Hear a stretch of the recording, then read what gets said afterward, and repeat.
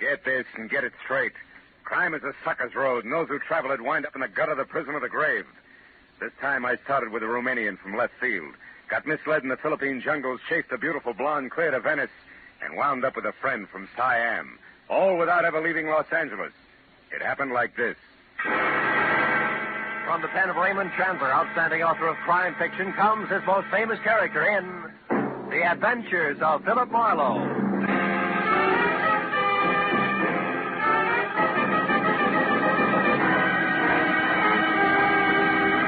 Now, with Gerald Moore starred as Phillip Marlowe, we bring you tonight's exciting story, The Sword of Saybu.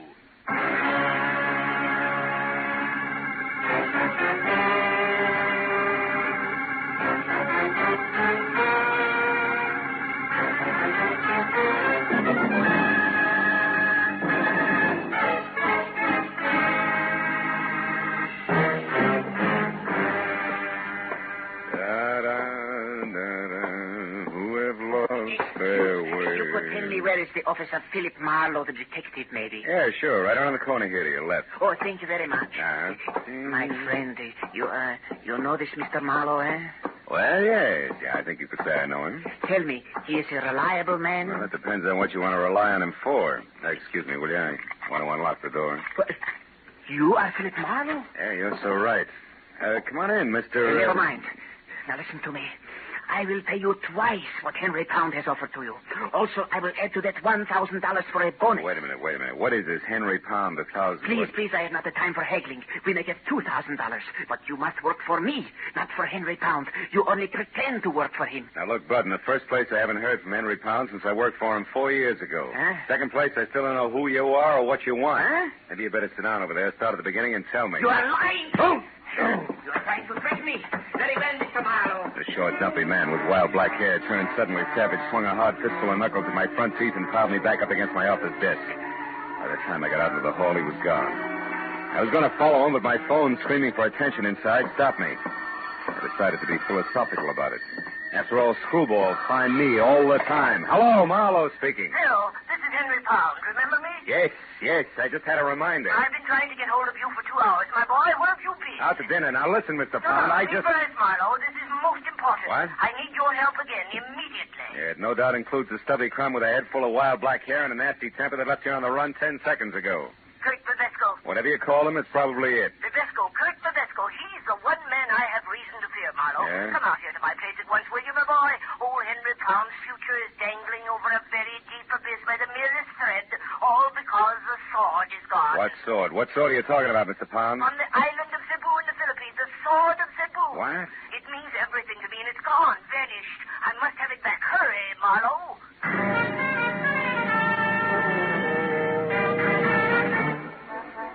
20 minutes later, I pulled up in front of the walled-in jungle Henry Pound called home and zigzagged in through an Okinawan anti-evil spirit gate. Waded past the grove of dripping elephant ears and ragged banana trees and finally made the front door. The house itself, from turned-up eaves to thatched nipa lanai, must have been gathered piecemeal on Pacific Islands, all the way from Hokkaido to the New Hebrides. It was Henry Pound himself who answered the door. Oh, Marlowe. You know, the only thing wrong with you is I never get to see you except when I'm in trouble. That's the business I'm in. Well, come in. Sure. Hey, it's quite a place you have here, Mr. Pound. The islands, my boy, yes. Since business keeps me away from them, I brought their atmosphere here to me. Even the music, huh? All but the mosquitoes. Oh, shoo-shoo. Now, stay away from underfoot, will you? Oh, step. Shoo-shoo, huh? That's an albino Siamese, isn't it? Yes, quite unusual. Yeah? But he sheds that abominable white fur of his like any common cat this time of year. Yeah. By the way, did you see my servant Hideki? Was I supposed to? Well, when I couldn't reach you by phone, I sent him down to your office to wait. Well, he must have gotten lost then. Well, no matter. Let's get down to cases, my boy. Now, sit down, will you please? And listen closely. All right. My major business, as you remember, is importing pearls from the Orient. Yeah, I remember. And since you worked for me last, I acquired a partner, a fine fellow named Voss in Manila. Mm-hmm. With his contacts there and mine here in the States, we've been extremely successful. Was he the one who sent you that sword you mentioned? Yes, it arrived 2 days ago, but he sent over half the curios you see in this room. That's why I failed to realize that there was anything special about the Sword of Saybu. Well, what is so special about it, Mr. Pound? Here, read this letter I got from him. Henry, I'm certain now there's going to be trouble. From one Kurt Bebesco in particular. The man you saw tonight? Yeah, I see. However, I've taken every precaution. Rest assured, Henry, that if anything ever happens to me, I shall somehow get the complete list of my contacts here into your hands. Sincerely, Eugene Voss. Well? Eugene Voss was murdered 4 days ago in Manila. Murdered for that list of contacts. Do you think the sword ties in some way? Well, I'm positive of it. Well, what's it look like? Well, it's 3 feet long, Marlowe. The handle and the sheath are from the same gorgeous piece of white mahogany, and literally covered with intricate and exquisite carvings. Sounds wonderful. Oh, it is. When the sword is in the sheath, the two pieces form a complete pattern. I thought of it at once, of course, but when I came in to examine it again, it was gone, stolen. Naturally, I called you instead of the police. I've got to get it back, Marlowe, intact and without publicity. Why, that sword is worth... what the... Hideki! Hey, he's hurt. Hideki! Oh, Mr. Pound, Hideki very sorry. He did not see Honorable Mr. Morrow. Hideki was attacked outside the minute he left. By a stocky guy with wild black hair? Oh, yes, that's him, yes. He found out where Hideki was going, then he hit Hideki. That's all Hideki remember until a few minutes ago when he waked up again. Oh, well, do you need a doctor, Hideki? Oh, no, thank you. Just the same, Mr. Pound. Hideki already feel much better. Well, if you're sure, well, now you better go lie down anyway. So, thank you. We'll wash your head first and be ship-shape no time. Yeah. Very sorry, Hideki was Well, so cool, Mr. Pound. Excuse, please, very sorry. Well, now, that explains how Babisco got to your office, my boy. He's our man, all right. Yeah, but I don't think Babesco has the sword. You see, he's looking for it. He offered $2,000 to me to double-cross you. Oh. I can't understand it. Babesco is the only one who might know the truth about the sword. If he didn't take it, then who... Oh, you stupid cat, get out there. Look out! I knew it. Now see what you've done, broken my signing V. Yeah, he was playing with a piece of paper over there. Wait a minute. Oh, yeah, here it is. Eh? It's a rent receipt made out of somebody named Saunders. Let me see it. Sure. Received $40. Rent 1 month in advance for 812 Front Street, Venice. It is dated yesterday. Marlowe, I've never heard of this Saunders person, yet this thing was dropped here in my house. Perhaps by our thief, Marlowe. Do you realize what a break this is? Dropped isn't the word. This was deposited. Oh, what do you mean? It's a plant complete with name, address, and date. It was left here by someone who wanted it to be found, because whoever has the Sword of Saybu right now might also have it up for sale. I think you're right, my boy. Wait, what do you plan to do? The only thing I can do, go to Venice and strike a bargain in our favor, I hope. I'll call you, Mr. Pound. I pushed my way out through the jungle to my car, turned around at the dead end of the street, and went down the way I'd come. At the first intersection, leaning against a lamppost, was 6 feet of lantern-jawed redhead in a turtleneck sweater and seaman's jacket. Gave me a hard, steady once-over until I was out of sight. Later, halfway to Venice, I picked up a pair of very sticky headlights in my rearview mirror, but lost them again. I turned out to Front Street and finally found number 812 all by itself out at the far end. I parked a block away and walked back. It was a battered, rickety beach shack. I moved in gently and found a crack wide enough to look through. There was no furniture, just one big packing crate, a kerosene lamp, and a blonde. Ho, what a blonde. She belonged in that joint like an orchid in a blacksmith. In one hand, she held a cigarette, and the other a small automatic. I went quietly to the back of the house, found a tin can, and threw it. And I plastered my back up beside the door and waited. She came out slowly, gun first, and when there was enough showing to get a hold of, I grabbed. Let's go. Drop the gun, sister. Come on, Jim. That's better. Now we can go in and talk, huh? You think you're so clever. I get by. Hey, cozy little spot you picked. You got here, so it serves its purpose. Who are you? Phillip Marlowe, Henry Pound's private detective. Where's the sword? We've things to talk over. Your but... bargaining position is lousy, Miss Saunders. What's the offer? 0, baby. I'm getting it back for free. Now, where is it? Get your hands off me. The sword is here in the house, but the scabbard isn't. And one's quite worthless without the other, you know. You're not taking a lot of chances, are you, kid? The sword has already brought me $5,000, Marlowe, and I've only just begun. So make an offer. Make it good. You're a liar. Sword's not worth 1/10 that. Not of itself, no. But this one's special, and I know why. And I'll tell you something else. You bet you will. You'll tell me where it is and fast. Not that fast, mister. Don't move. Drop the gun. Now you can turn around.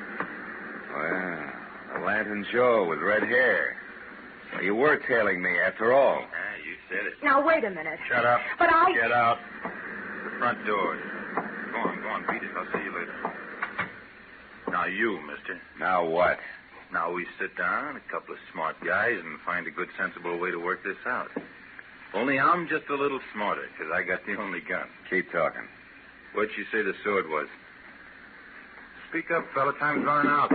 Sounds like time's not the only thing that's running out, Red. Somebody's in the back room.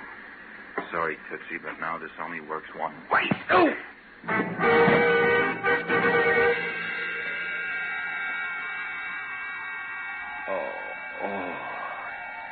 I couldn't tell how long I'd been out. But I felt like I'd lost at least a weekend in somebody's boiler factory. I got back far enough to realize that something was going through my pockets. He was snaggle-toothed, had a week's growth of beard, and put the room in need of a healthy spraying of sweet air. That's a little better. I thought you was done in there for a minute. Yeah? Who are you? Oh, what happened anyway? Yeah, that's what I'd like to know. Call me Sid. Okay. Sid. Yes, thank you. I was walking along the beach out there like I always do, and all of a sudden I heard a scream. You know, like it was a wounded cat.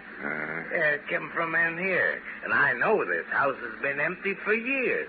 Was it you was screaming? No, I went out too fast. Yeah. Well, I come a-running, and just when I stepped up on the porch, a fella in a pea-jacket come charging out and beat it down the street. Yeah, I remember. Red and the noise in the back. Oh.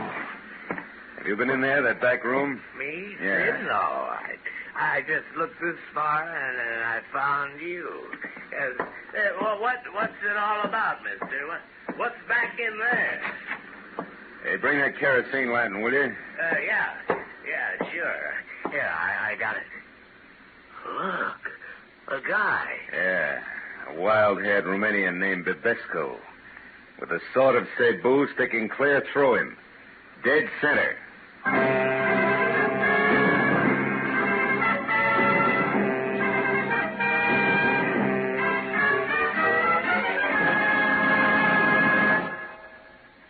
Now, with our star, Gerald Moore, we continue with the second act of Phillip Marlowe in tonight's story, The Sword of Saybu.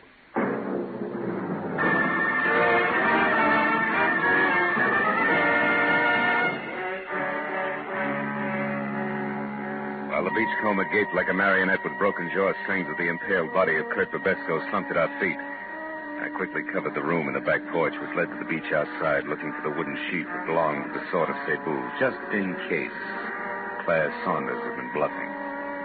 But 5 minutes of that got me nothing more than a little exercise and a lot of salt air. Well, what shall we ought to do now, mister? Call the cops? Yeah, I guess so. Sure would like to take that sword. So would I, Junior. But the homicide boys are kind of narrow-minded. You see, they like their corpses as is. Yeah? Come on, let's get to the phone. Yeah, okay. There's one's a couple of blocks away. You got a car? Yeah, it's out front. Got a light? Yeah, here's the match. Thanks. Hey, wait a minute. Huh? What do you do with the conga club? Me? Yeah. Oh, them matches ain't mine. Just picked them up off in that barrel. Just pick them up. Conga club, huh? You know where it is? Yeah, sure, it's right here in Venice. Ex-Marine runs Oh? it. Kind of wild, though. Cops raided it once. They had some dancing. Where is it? Where is it? Come on, it could be important. Straight down Front Street, Broadway, then left one block, and you're there. Uh-huh. Now, look. You call the cops and get back here and wait till they come. Tell them my name is Phillip Marlowe. I'm a private detective. Oh, no. No, sir, not me. I ain't waiting here alone. $10? That's all? You heard me, here. Tell the law I'll get in touch as soon as I can. Also, Sid, I'll match that 10 the next time we meet if you've kept your mind on your work. Yeah, okay. Well, where'll I tell him you went to? The conga? You catch on fast. The conga, Junior.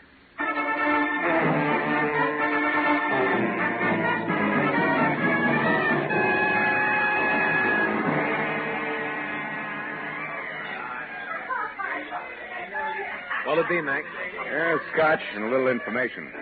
Girl named Claire Saunders, dressed in a white linen... I never heard of her, Mac. Oh. I see so many people, you know. Yeah, sure. Now, you get what I mean, don't you, Mac? Oh, of course. Well, you better make that a double Scotch. I'm through. He should have known better. Trusting a fast dame with every cent of his war bonus. A jerk. Wait a minute. Huh? War bonus? Yeah. Who should have known better? Well, Yeah, I'll be with you in a minute, Charlie. Wait a minute. Look, who should have known better? My kid brother back in New York. He's a vet, Marines. He got his check from the state, and he turned it over to this Claire Saunders. They were going to get married. That's what she said. And that was the last he saw of her. Oh, well, it happens every day. He'll know better the next time. Wait a minute. I just happen to remember. I know the doll. You do? Yeah. Been around a couple of days now. It's pretty flush, all right. Know where she's staying? Yeah, sure I do. The Ritzy Motel about 4 blocks from here, the Pavilion. Pavilion, huh? Yeah. She got bungalow 10 there, Mac. I know because she was complaining about it being the N1 and too long a run for the bellhop and a cracked ice dish there. Oh. You go get her, Mac. And when you do, tell the kid brother that another ex-Marine tipped you off. Yeah, you bet I will.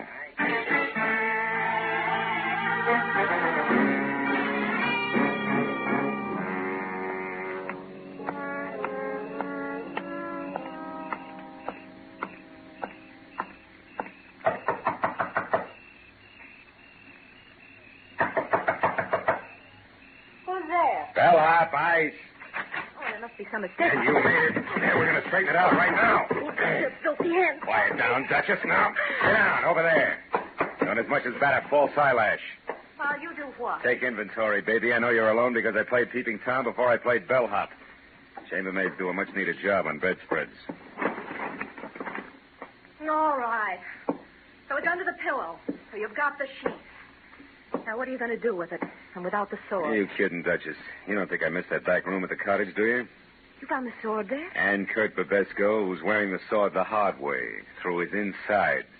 Somebody was killed with a sword. Oh, come on. It's a little late for that wide-eyed pitch, baby. Doesn't your carrot-top partner tell you every time he kills? Marlowe, you got everything wrong. Oh, sure I am. Yeah, sure. But just for laughs, let's pass it and you along to the cops, huh? No, please don't. Please. I'll tell you everything, Marlowe. Turner isn't my partner. He hardly knows me. That's better. Now, just who's Turner? The man with the red hair. Uh-huh. Oh, Marlowe, believe me. I can explain everything. Okay, let's try it. Did you steal the sword from my client, Henry Pound, yes or no? Yes. Why? Marlowe, let me start at the beginning. A week ago in Manila, please. All right, let's have it. It was late in the afternoon, and I was shopping for a handbag, just looking in store windows. Suddenly, I noticed a man hurrying down the opposite side of the street. A man who turned out to be Eugene Voss, Henry Pound's partner, maybe? That's right. I could tell he was afraid of something, Marlowe. He darted into a curio shop nearby. A minute later, I saw Turner. You know him? Oh, just slightly. We'd met once. Obviously, he was following Voss. But he didn't go into the curio shop. Instead, he hid close by. And then when Voss came out, he shot him, Marlowe. Just like that, huh? He was gone before anyone knew what had happened. I ran over to Voss to see if there was anything I could do to help. But there wasn't. He was dying. Oh, it was frightful. Please, Marlowe, I'd like a drink. They're on the desk. When you're through, go on. What happened next? Well, he told me to take the money in his billfold, $5,000, to take it all for delivering a message. About the sword? Yes.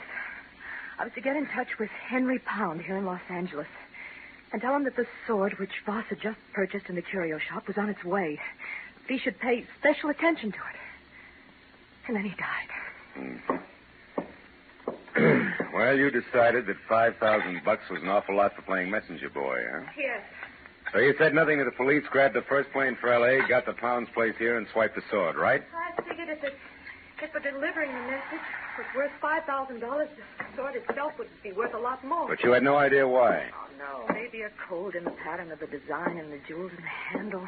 Probably not the sword itself. Yeah, you figured right, little schemer. Here's your drink. Thank you. The rest of the story I can fit together myself. You knew you had something, but you didn't know what. So you swiped the sword, you left an obvious clue to an empty cottage, that rent receipt. You counted on it to start the ball rolling, and it certainly did. Who would that be? I don't know. Find out. Who is is it? Turner, I want to talk to you. Just a minute. You still sure you're not partners, baby? Yes.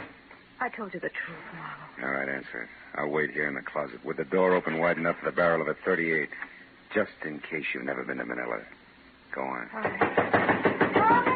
Open up, hurry. Close it quick. That keeper may be around. Who? The one I slugged over at the cottage. He wasn't there when I went back. Just some bum I scared away. Went back? Yeah, I went back. After you ran, there was some excitement, Sweets.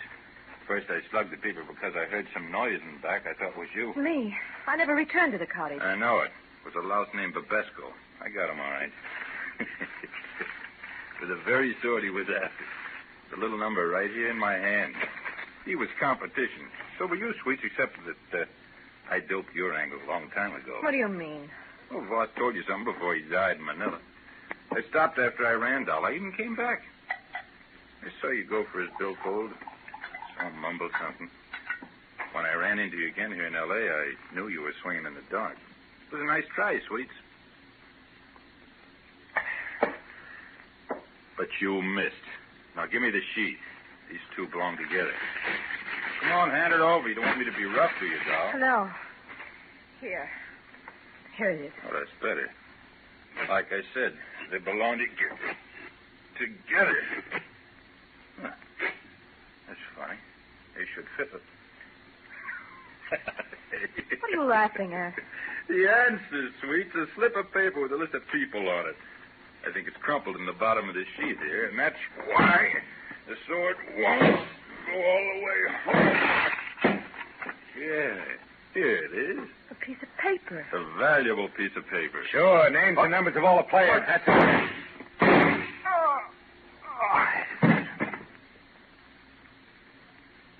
Marlowe. Oh, he's dead, isn't he? Yeah. He's about as dead as a guy named Eugene Voss was last week on a sidewalk in Manila. Or the party called Babesco. What is it? Turner's dead, but I don't think his partner is. Marlowe, you thought I was his partner. Oh, yes, and I thought wrong, Claire. Well, now I got a little more to go on. I'll see you, honey. Oh, no, wait. What am I supposed to do? Call the police and explain it all away as a practical joke? Oh, Marlowe, have a heart. Where are you going? Back to my client, little dreamer. I think you can give me a line on that partner. Be good.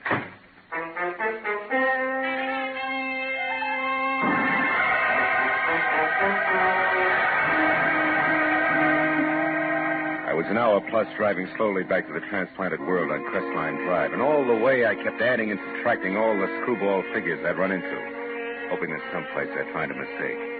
But when I was there through the junior jungle and standing at the front door, I knew that my hunch was right. Marlowe, you've got the sword? Sword and sheath alike, Mr. Pound. They're in my car. Also, I got news.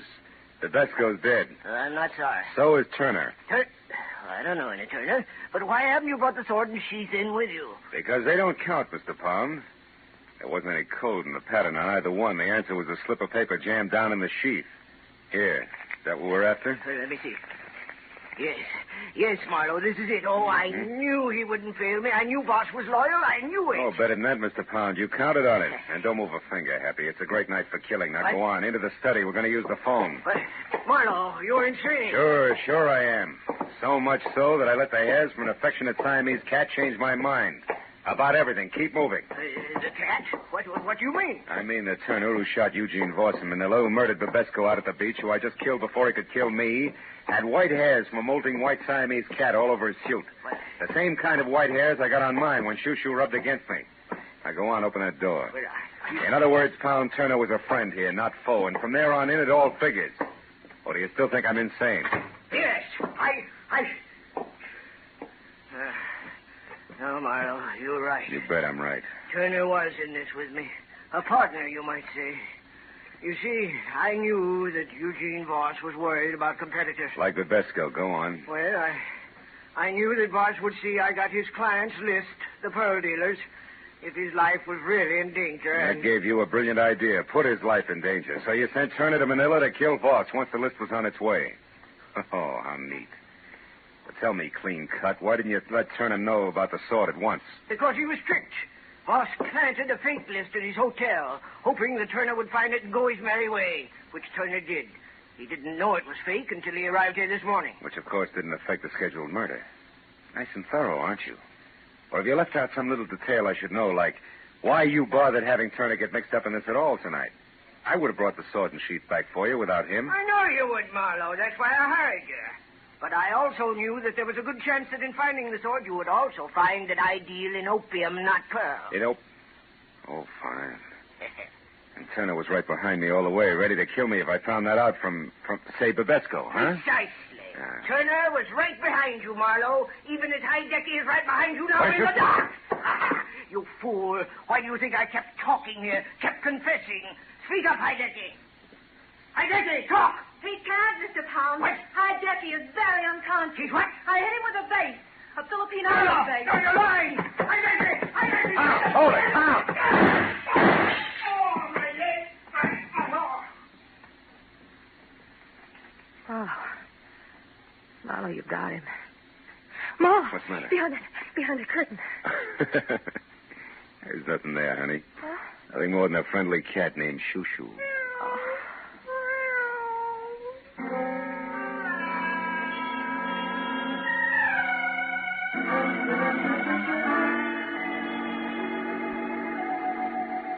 It took a long time. It always does. But finally, the police in Los Angeles and the police in Manila knew exactly who had done what to whom and why. All of which left Henry Pound, the vicious little character who wouldn't even recognize honor among thieves, with a short, unpleasant future. And I thought about him and every rotten thing he'd done as I walked through his imported island jungle to my car. Thought about him and Babesco, about Turner, the houseboy, about Eugene Voss, and I didn't think about Claire Saunders until I got to my car. It was in behind the wheel, headlights on. The words were written in lipstick the length and breadth of my windshield. Still, dear, I stepped out when nobody was looking. But don't fret. Because from here on out, I'm going to be very good.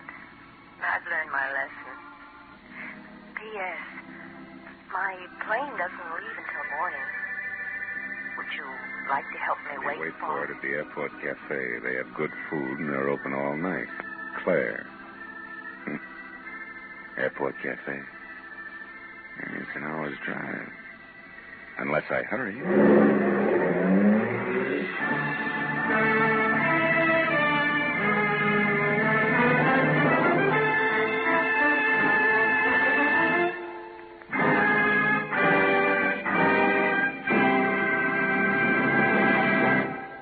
The Adventures of Phillip Marlowe, bringing you Raymond Chandler's most famous characters, star Gerald Moore, are produced and directed by Norman MacDonald and are written for radio by Robert Mitchell and Gene Levitt.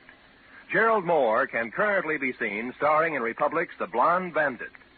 Featured in our cast were Gene Bates, Junius Matthews, Barney Phillips, Byron Kane, Paul Frees, and Anthony Barrett.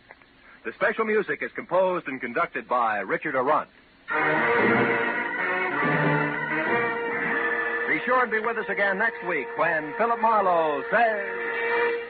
This time, an old Spanish woman who cared, a redhead and a mink who didn't, and a green suede button beside a corpse, all led me to a wounded man with a gun in his hand, cornered on a warehouse roof.